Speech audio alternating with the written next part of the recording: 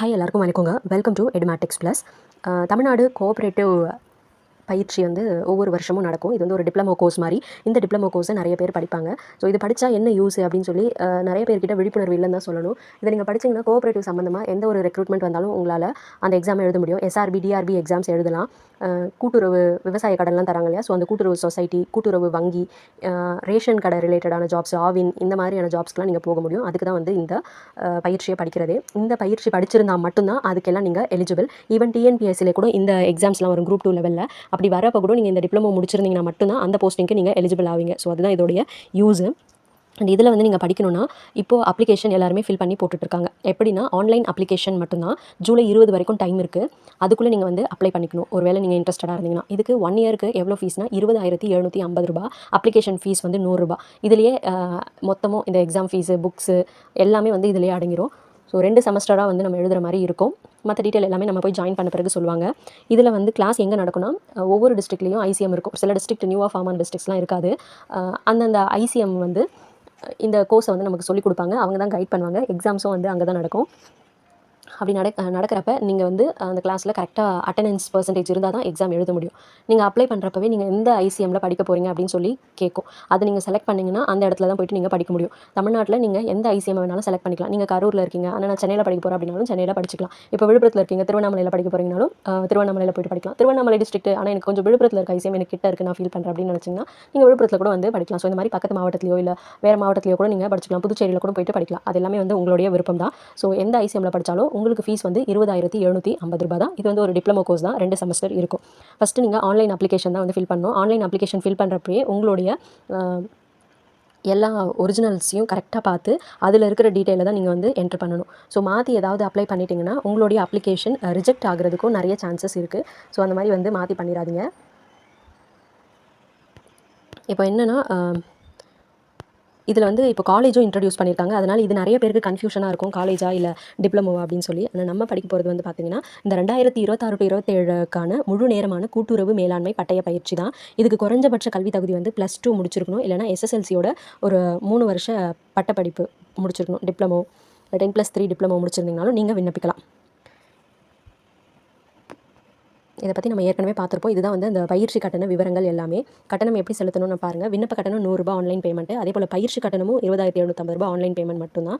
மொத்தமும் ஒரே தவணையில் தான் நம்ம கட்டணும். கட்டணத்தை திருப்பி வழங்கப்பட மாட்டாதுன்னு சொல்லிட்டாங்க. அதே போல் நீங்கள் ஒரு இன்ஸ்டியூட்டில் சேர்ந்துட்டு இன்னொரு இன்ஸ்டியூட்டுக்குலாம் மாற முடியாது. ஃபஸ்ட்டு செமஸ்டரில் வந்து பார்த்திங்கன்னா உங்களுக்கு 5 பாடம் இருக்கும்.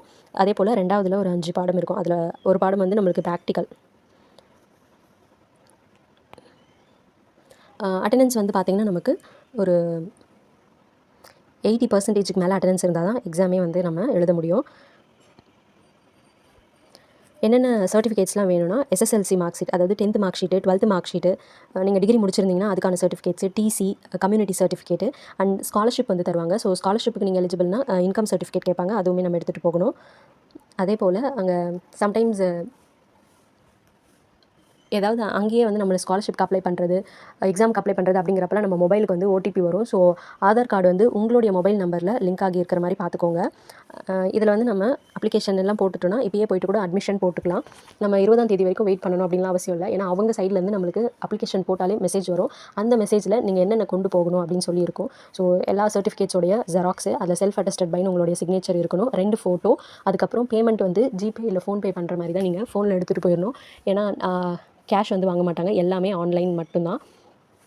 அதில் போய் நீங்கள் என்ட்ரானோடனே உங்களுக்கு கூப்பிட்டு உங்களுடைய நேம் வந்து வெரிஃபை பண்ணுவாங்க. உங்கள் பேர், இனிஷியலு அப்படின்னு சொல்லி நம்ம பேரை வந்து அவங்க சிஸ்டமில் தட்டினோடனே நம்ம போட்ட அப்ளிகேஷன் காமிக்குது. அந்த அப்ளிகேஷனில் வந்து ப்ரிண்ட் எடுத்து வைக்கிறாங்க அவங்க. ஸோ ப்ரிண்ட் எடுத்தாலே அதில் நம்மளுடைய ஃபோட்டோ, நம்ம அப்லோட் பண்ண டீட்டெயில்ஸ் எல்லாமே வந்து வந்திருக்கும்.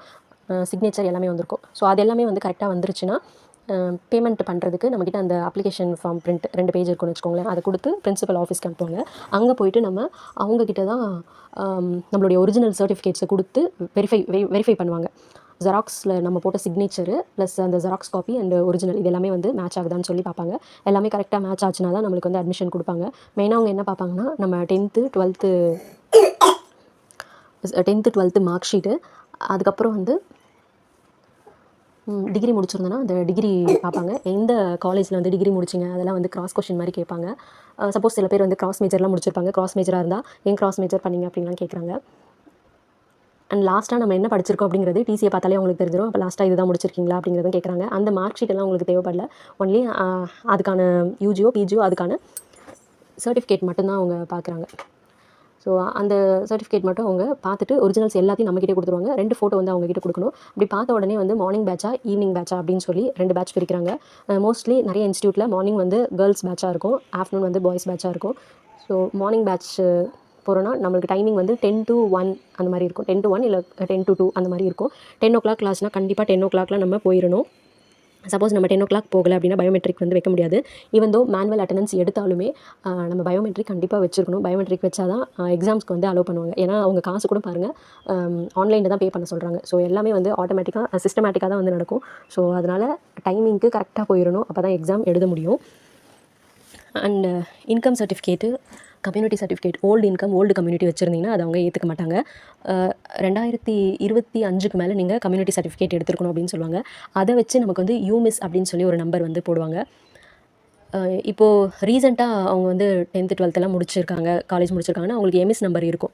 ஸோ எம்எஸ் நம்பர் வந்து முன்னாடி முடித்தவங்களுக்குலாம் இருக்காது. அதாவது 2011 2012 அந்த காலகட்டங்களில் முடித்தவங்களுக்குலாம் எம்எஸ் நம்பர் இருக்காது. 2015க்கு மேலே தான் எம்எஸ் நம்பர் வந்துச்சுன்னு நினைக்கிறேன். ஸோ 2015க்குள்ளார இருக்கவங்களுக்குலாம் எம்எஸ் நம்பர்லாம் இல்லை. ஸோ எம்எஸ் நம்பரே வந்து நம்ம அப்ளிகேஷன்லேயே போட்டிருக்க மாட்டோம். இங்கே கேட்டிருப்பாங்க பாருங்கள், எம்எஸ் நம்பர், யூமிஸ் நம்பர் அப்படின்னு சொல்லி. ஸோ யூஎம்ஐஎஸ் நம்பர் வந்து அந்த கம்யூனிட்டி சர்டிஃபிகேட் நம்ம கொடுக்குறோம் இல்லைங்களா, ஸோ அதை வச்சு தான் அவங்க எடுத்துக்கும் அப்படிங்கிற மாதிரி சொன்னாங்க. ஸோ அதனால் எம்எஸ் நம்பர் இல்லைனா கண்டிப்பாக யூமிஸ் நம்பராவது இருக்கணும். அதை நம்ம கிளாஸ் ஜாயின் பண்ண பிறகு எடுத்துக்குவாங்க. அண்ட் எல்லா மாவட்டத்துலையுமே இந்த கிளாஸ் இருக்கான்னு கேட்டிங்கன்னா கண்டிப்பாக எல்லா மாவட்டத்துலையும் இல்லை, சில மாவட்டங்களில் இருக்காது. உங்கள் மாவட்டத்தில் இருக்கா இல்லையான்னு சொல்லி செக் பண்ணிக்கோங்க. ஃபுல் டே கிளாஸ்லாம் கிடையாது, ஹாஃப் டே தான் கிளாஸ். ஒன்று 10 to 2 அப்படி இல்லைனா வந்து 2 to 5 இருக்கும்னு நினைக்கிறேன். 10 to 1 2 to 5 இதுதான் வந்து கிளாஸ் டைமிங்கிற மாதிரி சொன்னாங்க. நீங்கள் ஃபீஸ்லாம் வந்து பே பண்ணிட்டீங்கன்னா அந்த இன்வாய்ஸ் காப்பியை உங்களை வந்து ஃபோட்டோ எடுத்துக்க சொல்லிடுவாங்க. ஸோ அவ்வளோதான், அட்மிஷன் முடிஞ்சிடும். அதுக்கப்புறம் அட்மிஷன் போட்ட பிறகு உங்களை வந்து பேட்சில் ஜாயின் பண்ணி விடுவாங்க. ஒவ்வொரு ஐசிஎம்க்குமே வந்து கேர்ள்ஸ் பேட்ச், பாய்ஸ் பேட்ச் அப்படின்னு சொல்லி பிரித்து வச்சுருப்பாங்க. ஸோ அந்த பேட்சில் உங்களை ஜாயின் பண்ணி விடுவாங்க. எந்த இன்ஃபர்மேஷனாக இருந்தாலும் அந்த பேட்ச் மூலமாக தான் உங்களுக்கு வந்து சேரும். ஸோ அதில் ஜாயின் பண்ணுறது ரொம்ப முக்கியம். வாட்ஸ்அப் பேட்ச் கிளாஸ் வந்து சில பேர் வீட்டில் இருந்தே படிக்கலாமா ஆன்லைனில் அப்படின்லாம் வந்து கேட்டிருந்தாங்க. ஆன்லைன் கிளாஸ்லாம் கிடையாது, எல்லாமே வந்து ஆஃப்லைன் கிளாஸ் தான். பேமெண்ட் மட்டும்தான் வந்து ஆன்லைனு, மற்றபடி நம்மளுக்கு கிளாஸ் எல்லாமே ஆஃப்லைன் தான். பயோமெட்ரிக் இருக்குது அப்படிங்கிறதால சரியான டைமுக்கு போகணும்.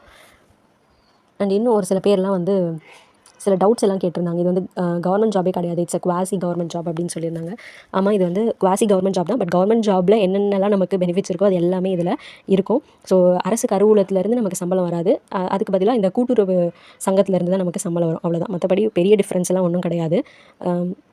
ஃபீஸ் வந்து 20,750 ஜிபே இல்லை ஃபோன்பேயில் தான் பண்ணணும். டிகிரி முடிச்சிருக்கணும்னு அவசியம் இல்லை. 12th முடித்தாலே போதுமானது. இல்லை 10th முடிச்சிருந்தால் 3 இயர் டிப்ளமோ முடிச்சிருக்கணும். ஸோ இந்த கோர்ஸ் படித்தா என்ன யூஸ்ன்னு பார்த்தீங்கன்னா, நீங்கள் ரேஷன் கடை, அப்புறம் ஆவின் பாலகம், கூட்டுறவு சொசைட்டி, கூட்டுறவு வங்கி இங்கெல்லாம் போயிட்டு ஒர்க் பண்ண முடியும். எம்எஸ் நம்பர்னால் ஸ்கூலில் வந்து நம்ம ஜாயின் பண்ணுறதுக்கே இப்போலாம் வந்து எஜுகேஷன் மேனேஜ்மெண்ட் இன்ஃபர்மேஷன் சிஸ்டம் சொல்லி நம்மளோட எல்லா டீட்டெயில்ஸும் சேவ் பண்ணி வைக்கக்கூடிய ஒரு நம்பராக வந்து பயன்படுத்துகிறாங்க. அந்த நம்பரை தட்டினா உங்கள் பேர்லேருந்து உங்களோட டேட் ஆஃப் பர்த் எல்லாமே, உங்கள் டீட்டெயில் எல்லாமே வரும். ஸோ அதான் வந்து எம்எஸ் நம்பர். அப்புறம் ஃபீஸ் வந்து எப்போ பே பண்ணணும்னு கேட்டிருந்தீங்க. ஃபீஸ் அட்மிஷன் போடுறப்ப தான் போயிட்டு பே பண்ணணும். அப்ளிகேஷன் ஃபீஸ் மட்டும் தான் முதல்ல பே பண்ணுவீங்க. மீதி எல்லாமே வந்து அதாவது அட்மிஷன் போடுறப்ப. நீங்கள் இன்றைக்கி போய் அட்மிஷன் போட்டிங்கனாலும் நாளைக்கு போய் அட்மிஷன் போடுறீங்க, எப்போ அட்மிஷன் போகிறீங்களோ அப்போ போய்ட்டு பே பண்ணிடணும்.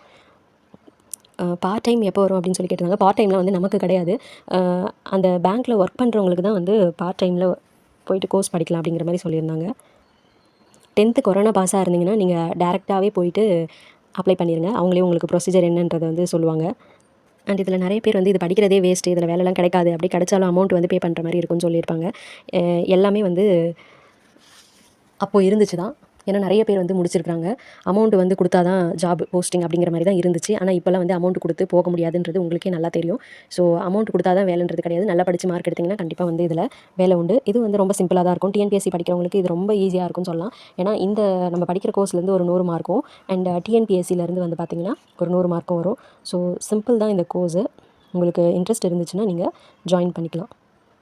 தேங்க்யூ.